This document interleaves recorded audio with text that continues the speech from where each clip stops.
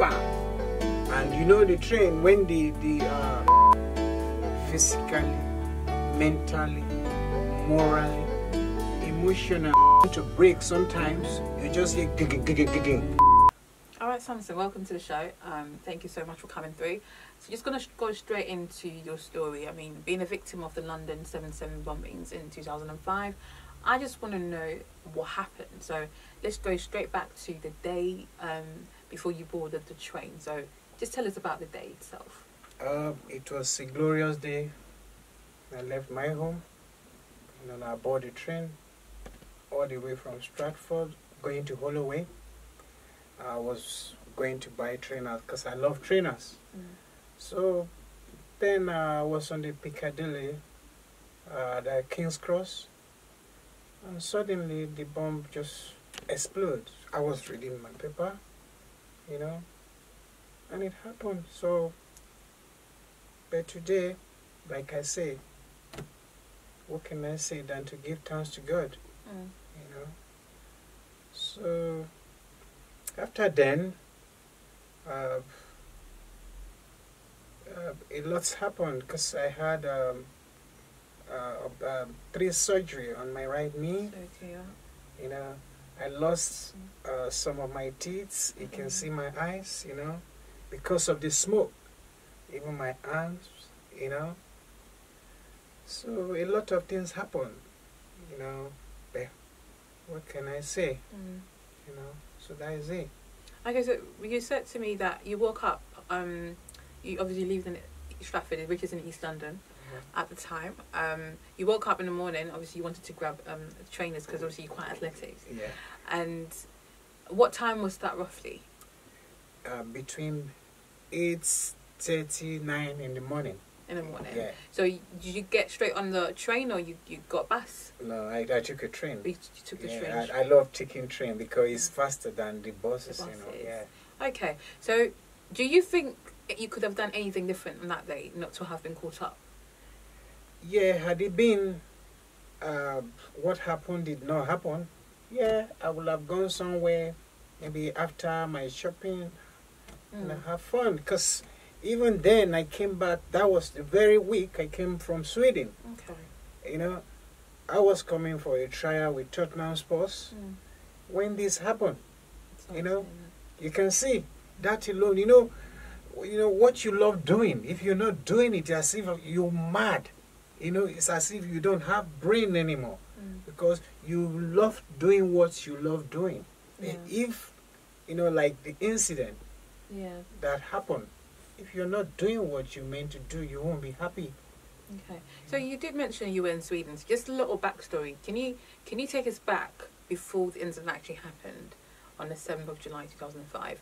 What were you doing? Where were you at? And, you know, what made you, like, you know, as you are today? So just a little bit of a journey going backwards. What were you doing before professionally? Actually, it's my life. Football is my life. It's my life. I was here with Arsenal result. You know, everybody wants to play. You want to play in the first team. So when I was saying, okay, the best way for me to gain more experience is to go to Sweden. And I was there for some few years. And I have to contact some agent coming down to England back for a trial with sports. And this happened.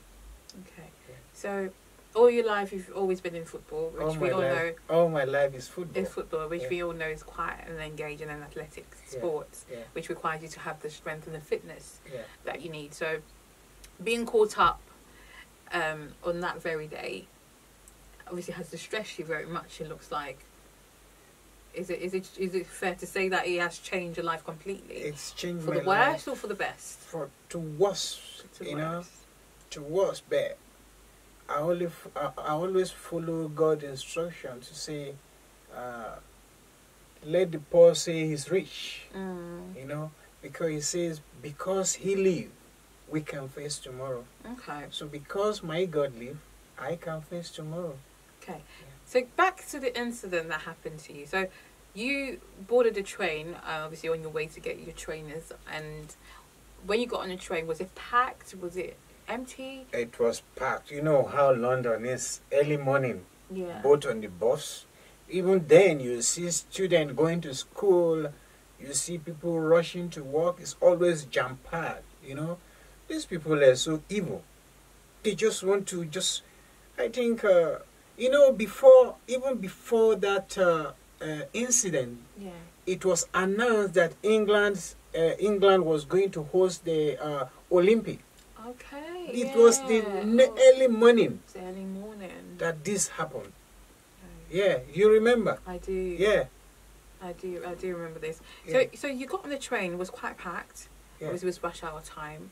And did you manage to get a seat or were you standing? Nah, you know, when I entered the train, I tried to get a seat because I love reading. Not that I can't stand, you know. I was sitting down, surely. You were sitting now. Okay. What carriage was that, if you quite remember? Second carriage. The second carriage on a quite busy underground station. Yeah. So as you were sitting and obviously reading newspaper, what newspaper was that? Metro. You're reading Yeah, the famous Metro. Yeah, Metro, free papers. So Yeah. you're reading the Metro. Yeah. And what happened? What did you hear? What did you smell? What did you see? You know, normal, because, you know, it just happened. As I was reading, all I heard was just bam.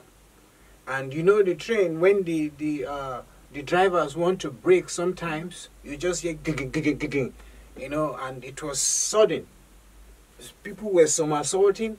You know, imagine people going to fix bomb on the train. People were somersaulting, falling. For me to twist my hand, because I know I'm skinny, as you know, as a sportman, and twist my knee, you know, lost my teeth. You know, it's hard. You know, when things happen, pa, you know how force. Yeah, force. You know, you can imagine. So we're lucky. I'm lucky.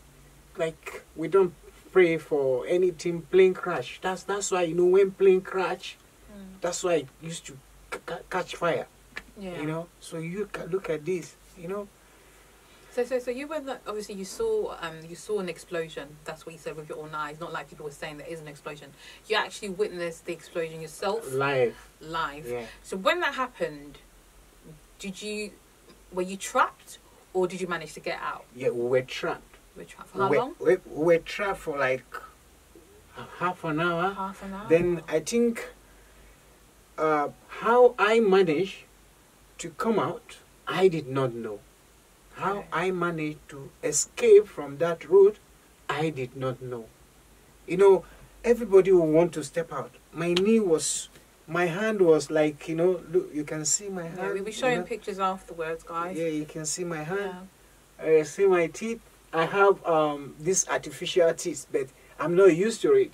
When I put it, because when I try to chew biscuits, you know, I can't, even to drink water. So, you know, and to fix my normal teeth, they say I have to pay like 3,000 pounds. Lots. Yeah. You know, and the NHS are not going to do that. We'll come back actually to the costing and also obviously the financial difficulties that you faced. Yeah. So what you're saying that is, as you got out of the station, the train, in fact, after the 30 minutes of entrapment, Yeah. you forgot what happened, or you found yourself in the hospital afterwards? Yeah, I was in the hospital, Newham General Hospital. Yeah. Okay, so how long were you there for? I think I was there for 1 week. That's a long time. Yeah, was there for a week, yeah. Okay, so you went through surgeries. Yeah. What sort of surgeries did you undergo? You know, that's why I always thank my God. Actually, at Newham, they did not do, all they did was just arthroscopy. They just, What's that? it's called arthroscopy. I had to pay, you know, from my pocket. Okay. With my uncle, you know, I have to go all the way to Gloucester, Winfield Hospital, to have this. I had 3 operations. 2 operations was at Winfield Hospital in Gloucester, Bristol.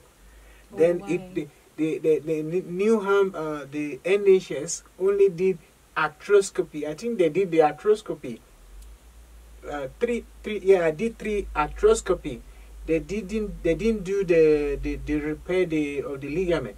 I did it in Gloucester, which cost me lots of money, almost £60,000.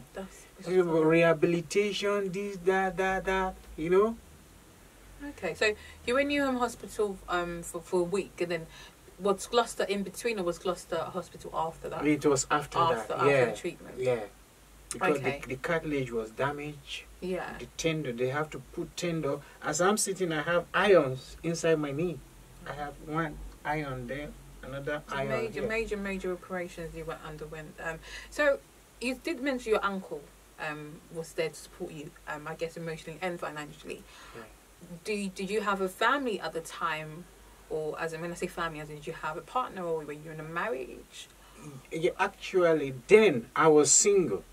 Yeah, then I was single. It was after the incident that, because I can't just be sitting alone. Yeah. My rehabilitation, I needed somebody to be assisting me. So I went to Nigeria to bring my partner, you know, with me. Okay, Yeah. so do you want to tell us? So you were in a loving relationship, obviously in Nigeria, and you brought your partner over. Yeah. So when she came, was she there to just keep you company, or was she meant to be a carer? Yeah. Then, when I went to Nigeria, yeah, so she took him. So we came in together. So she was with me for a main time. Actually, I don't want to go through that. But after, is that a reason why you don't want to go into that? Yeah, the reason was, you know, I like to keep my, you know, maybe the spirit. I always pray to God Almighty to give me the spirit of tolerance, because it's been a while now. She's on her own, I'm on my own, but a child is involved. Okay. Yeah. So, yes, I just have to say it was painful, because, you know, that's why women, may God help us. Hey, okay. I'm sorry. No, you're actually fast tracking. I need to take it slow with you. So you said obviously you had a partner, loving partner at the time, and you brought it over. Clearly, that involves a lot, as we know. It's not an easy process. Yeah. So she came over, was that in 2005? No. After. Yeah, she came in 2008. 2008, so after some years after the incident. So you brought her obviously because you wanted support and the companionship that you needed to recover. Yeah. And so how long were you in that partnership for? After 3 years, everything, she said to me, actually we didn't fight, we no quarrel, you know, even when, you know, the capital, we didn't quarrel, but she said to me that I'm ugly, that is it. She said to me, what? She said to me that I'm ugly, that I'm not her type.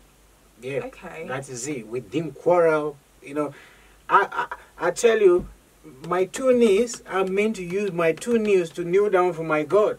But for the kind of spirit I have, I always pray for the spirit of tolerance. I went on my knees, you know, and I begged her for the sake of this child, you know.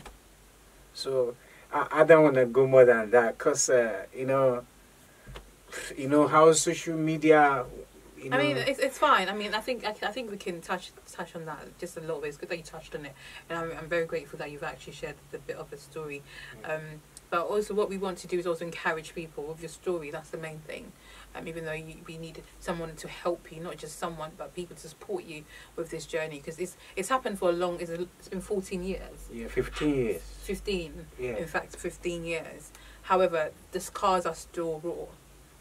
You know, the healing process is still ongoing, and especially when life events like these happen, it actually makes the sore deeper. Yeah. And we all know how important relationships are, and support system that we need is quite important, especially in London. We know it's a very lonely place. Yeah. So I do appreciate that. So you mentioned you have a son. Do you play an active part in your son's life, or you're a bit passive at the moment? Man, I love my son. I play parts in my son's life, you know. As I'm sitting down here, I'm missing my son. Yeah. Is your son in London, or? Yeah, he's in London. Okay. Yeah. How old is he? He will be 11 by January. Oh, he's quite a big boy. Yeah. Okay. So after the relationship broke down, we're not going to go in detail. Well, how did you feel? Well, I felt so bad. I felt so bad because I don't want to be a man that will be jumping from one woman to another. Yeah, I know when I was in Sweden playing in Europe, you know, we call it fun, you know. But when I now became a man should stick to one woman, not to 1, 2, 3, and you have to be focused on your family, you know. So it was hard, you know, seeing someone that you love now telling you, oh, you know, trust me, it was hard. I can actually imagine. I can actually imagine. So do you think that being a victim of the 7/7 bombings had an effect on your personal life? It does, 100%. It does a lot. It does a lot, financially, physically, mentally, morally, emotionally, even spiritually. No, it was only God that saved me, you know. Only God has saved me spiritually, because I'm a prayer warrior. Oh, yeah. Okay. So it's only God that saved me. Man, you are. Yeah. So in a sense, are you saying to me that the treatment that you received, I know you received surgical treatments. Yeah. Did you receive emotional treatments that would help you to actually be the person you were before the incident, or was that neglected? Actually, in the first place, there's some teams, they do invite me down for counseling, you know. And after a while, I don't find it, you know, it's like wasting my money, my time, just going down there. Just drink coffee. The coffee I can easily drink in my house, and you're just telling me, you know, and I say, sorry, it wasn't helpful at all. So the counselling sessions weren't helpful? They were not helpful. So were the counselling session based on the terror that you faced, or was it just about your general life? Yeah, on the terror, you know, that, oh, you have to take it easy, you have to do this, you go swimming, you know, this is, if you cannot sleep, this is what you need to do to sleep, to relax, and all those things, you know. But as a sportman, I can easily, you know, use my brain and do all those things, not me wasted. And these people doing those jobs, they're being paid for it. Yeah. You're not giving me no money, you're not giving me no nothing. You just, I will waste my time, my money coming down to somewhere, and you're telling me. Yeah, it's quite terrible. Because what also you need to know is there were a lot of people that were involved in this unfortunate incident. A lot of them, about 50 plus, died, and several injured, including yourself. Yeah. And the 7/7 bombings. So sometimes it's difficult for them to actually track people and actually source them out of the right help and support, or do you actually push it? So would you say that you have received the support that you needed from the government? I haven't. Okay. I haven't. Have you appealed to the government for support? Yeah, you know, our so-called MPs in London, you know, they just there for, I think they just there for, like, maybe they want to make names for themselves, or they just like figurehead. Are you speaking about a particular MP, or is this you just generalizing it? Well, I don't want to mention her name. Okay. Or maybe she might not even know, you know. So, yeah, actually the CICA. So which is the Criminal Injuries Authority. Yeah. So for those that have gone through atrocities like in a public setting, can claim funds from the government to help them to recover. They normally assess you, I think, depending on the injuries that you've obtained also. So it's medically assessed. Yeah. So you approach them? Yeah, they wrote me, and I did, excuse me, so I did reply them. Actually, they had a bit of their fault, and I have a bit of my fault. Okay. My fault was my case was being handled by a lawyer that is always traveling, so he does not have much time. You know, even when the CICA, they were writing, and they were not getting the reply. from my lawyer.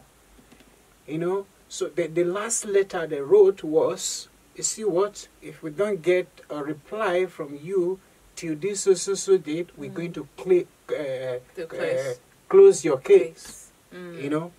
So but fine, at the end I realized, I say, you see what, I've gone through a lot. Yes. So what I need to do was, so I went to Glasgow. Glasgow, Scotland. Yeah. So the CICA, the headquarters is in Glasgow. Then I rang them and they say, yeah, we've got your file. But the problem was your lawyer was not communicating with us. And so that's why I say I have a bit of my fault. They've got a bit of their fault as well. Okay, so I mean, we just want to focus on obviously your faults. I mean, not really your fault, because obviously at the time you're going through a lot. And it wasn't everything that you could have kept track with. Exactly. So now your case, has it been reopened or is it still closed? Actually, yeah, the case was being. I took my file from my former lawyer, you know. Okay. So I took it to Glasgow. I gave it to a lawyer, but I think he said he was going to write. He was going to look at the case for us and see if anything will come up. Yeah, you know. So you clearly you've lost a lot of money. I mean, because right now, are you working at the moment? I'm not working. You're not working. Yeah. So you know, it's quite tough. It's tough. And for you, and you've spent a lot. I'm guessing on legal fees and medical fees. You said on you know the surgeries that you had to undergo, that it had to come from your own pocket. Yeah. So how do you survive? And is there anything that anyone can do for you to support you financially or in any other way you feel is necessary at the moment? Yeah, trust you me. My son, you know, when you have children, you want to be there for your children, not for myself. You know, like the CICA, if I was okay playing, trust you me, how much are they going to pay me? If I'm okay playing my football, I'm fine. I'm not much into their money. But for such thing to happen, and they knew that even if your lawyer did not write back, what are they meant to do? Yeah. You know? So they are meant to, okay, we know you, we know what's gone wrong, so all we need to do, okay, let's do it this way. You know? They never did. So that's why I was upset about what our MPs are doing in London. Yeah. They're just MPs for nothing. I think you mentioned that. But what I'm saying to our viewers, anyone that's watching us right now, you have been through a lot of turmoil, and it's never ending, it seems. And I guess it's probably getting tougher because London is not getting any easier. Do you understand? And you still don't really have the fitness that you used to have. So if you were to appeal to anyone watching today, what support do you need from anybody? It could be in a sense of your job or the career that you want to revive again, maybe a coaching opportunity that you want, or maybe some funds, counselling. What is it that you would say you need help with right now? I do need financial support, you know, counselling, that aside, because they're not doing much. All they do is just to talk as if you're on TV show, or the commentator is, you know, just running mouth. So yeah, financially I'm down. And again, if they can, I'm not gonna leave my number, because if I should leave my number, they're gonna be calling me and maybe bombarding. No, it's fine. I mean, so I would like them to contact the so FEP Studios, the studio, or InspodThetalkShow. Exactly. Yeah. Then to know much, you know, whatever they can do, you know, to help, to assist, not even me alone. There are loads of people that are going through what I've gone through, or what I'm going through, you know. So that is just it. So that's quite a powerful message that you've shared with us today. Is there anything that you want to say to anyone that has been through what you have been through, or those people that are actually thinking of being the perpetrators, those that are thinking of actually going into that extremism, terrorism? What would you say to anyone of that? You see what? I know anyone that have gone through what I've gone through, or that is going through what I'm going through right now, you know, when there is life, there is hope. Yeah. So don't go and kill yourself because something has happened. Maybe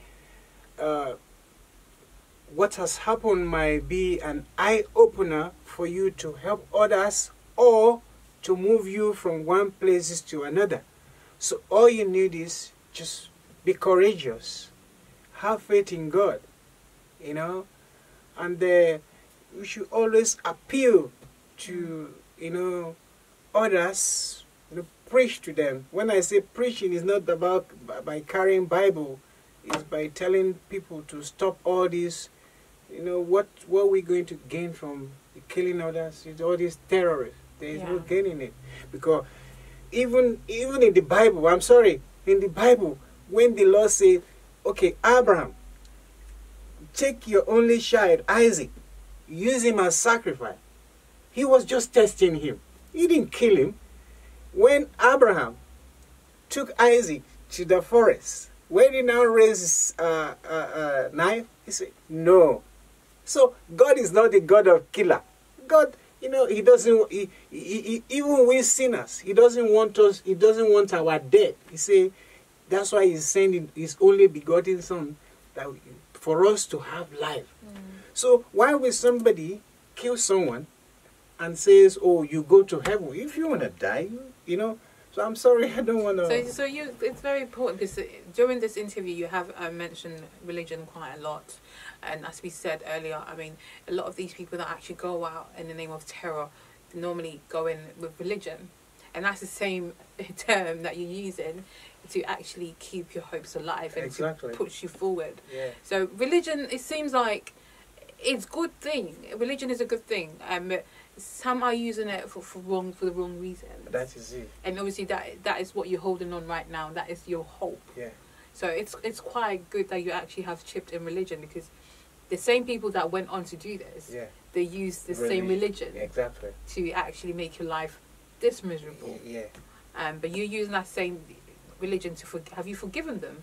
Would you say? I've forgiven them because them. You know, because if I don't forgive them, then who am I like? Christ like? Yeah. Christ say forgive your enemies so that I'll forgive you your trespasses. So I've forgiven them. Okay. Yeah. Thank you so much. Is there any other thing that you want to mention before we actually end this show today? Because it has been a great session, and thank you so much for obviously opening up to us as well. Is there anything that you feel we need to touch on before we wrap up? You know, I just want to use this opportunity to say thank you so much. Thank you so much, PS Studio, all the crew that have, you know, you've left your comfort zone, you know, for me to become somebody today. I pray what I've gone through, you and your household will never go through it, in Jesus' name. And I want to appreciate you once again. Thank you for bringing me into your studio to help me, you know, as you're doing this for me. The Lord will have mercy upon you all as well. Thank you so much. I appreciate it. Thank you so much, Samson. Thanks for coming through. So obviously we have been going through what Samson has gone through, but we're also going to run through a few statistics as well and a few factual. So we have mentioned the word terrorism. What is terrorism? So by the dictionary, terrorism is defined as unlawful use of violence and intimidation, especially against civilians, which happened in Samson's case. It is an action which is designed to influence government or to intimidate the public. So as we've seen in the past few you know, groups have actually come up to say we're against certain laws and policies. So we're going to use terror to actually deter your civilians and to make your life hell, as we've seen in many cases, that's been going around the world. So also 15 years ago, in fact, because it was the 7th of July 2005, 4 suicide bombers full of rucksacks of explosives attacked central London, okay? So killing 52 people and injuring hundreds more, including Samson himself. He was caught up on the Piccadilly line on his way to Holloway to get pairs of trainers. So that was a train towards King's Cross.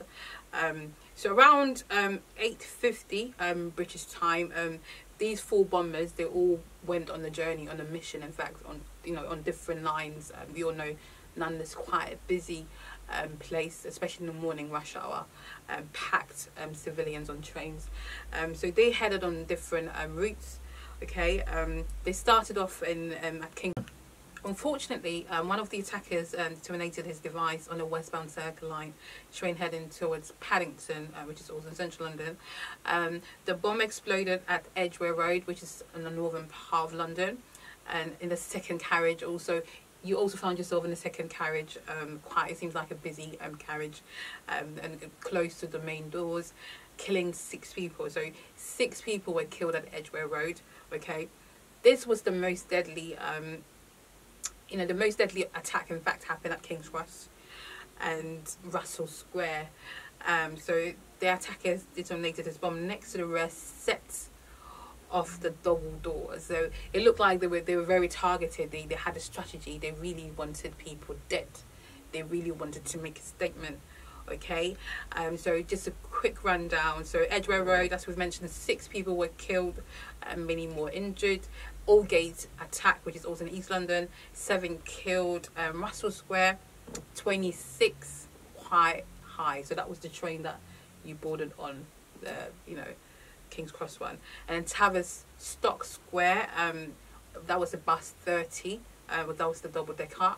13 people were killed. So it's quite unfortunate that all this had to happen. So sometimes we say terrorism, we say extremism. Like, what is the difference? Is there a difference? So back to again to the research, that there has been, since then, there has to be counter-terrorism, extremism strategy, and that was designed in 2015. Okay, so it says that extremism, okay, is the vocal or active opposition to the fundamental values in a democracy. So we live in a democracy where we should be able to go out and protest and say what we feel like. Yeah, so anyone that is trying to go against that or opposes the visions and the values in our society is an extremist. Okay, it is, however, important to note that not all extremist groups, whether they're Islamist or the white supremacist or whatever, Boko Haram, whatever they might find themselves, actually go on to actually, act on a terror. Some of them might have extreme views on certain issues, like maybe race or gender, but they don't actually go out to plot terror against civilians. Okay, so you did also mention the criminal injuries compensation scheme. That scheme has been designed for public who sort of suffer any atrocities in a public setting, like yourself. The scheme, you have to apply for it. They will not normally come to you. And what also needs to be noted, that you have to report your case to the police. So it has to be on the police file, and they normally take a witness statement as to what's happened. And you all definitely need a medical support statement to support your injuries and whatever sort of detriments that you have gone through as an individual. So in Samson's case, Samson went through about 3 surgeries, major surgeries. He lost his teeth, and emotionally also he's been going through a lot. It has affected his relationship and his career. And he said that he actually was offered counselling, which he went to, but he did not think that it was helping him, so he sort of left it. So the compensation scheme look at all of that. If you're actually engaging with services, okay, that they also look into it. So when you're applying for an award, they look at that. Okay, so I mean, there has been a special crime and counter-terrorism division that has been created. In the year 2018, September 2018, 91 individuals were prosecuted for terrorism-related offences. That's quite a lot. And about 15, there has been a 15% increase since then, as compared to 2017. Okay, so it looks like it's actually on the rise. A lot of young people, I think we saw a lot of these happening on the news, where there was a debate of a young girl that was recruited and sent to Syria, and now she wanted to come back, and they said, no, you can't come back, because once you're out, you're out. And so you can see a lot of this is happening behind closed door, especially with the rise of social media as well, and grooming. A lot of young people, vulnerable young people, are being exploited because of lack of belonging. Okay, so clearly this is on the rise. It's actually a concern that needs to be addressed. Yeah, so I think it's quite a great topic for us to revisit, and be very grateful for Samson for coming today to share his story with us, and to encourage everyone that has gone through this ordeal or knows somebody that has gone through it, because it's not easy. So thank you guys for watching. We hope you like and subscribe and share. If you want to be a sponsor or you're interested to be on the panel, make sure you get in touch with us by FEP Studios or InspodThetalkShow.